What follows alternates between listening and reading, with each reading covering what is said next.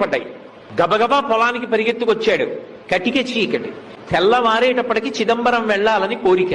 రాత్రంతా నడిస్తే కానీ చిదంబరం వెళ్ళలేడు. రాత్రి 500 ఎకరాల పొలాన్ని దున్ని అవుతుందా? ఒక్కనాటికి అవదని అర్థమైపోయింది. పైకి చూశాడు. శివా నరిచి నిన్ను చూడకుండా ఉండలేనయా అని స్పృహ తప్పి పడిపోయాడు. ఆయన తలుచుకుంటే ఒక్కసారి సంకల్పం చేస్తే పంట పండేస్తుంది. కానీ తన భక్తుడు పడవలసిన కష్టం తాను పడాలనుకున్నాడు. కైలాసంలో కొడుకులిద్దరిని పిలిచాడు. ఒరేయ్ రండి అన్నాడు.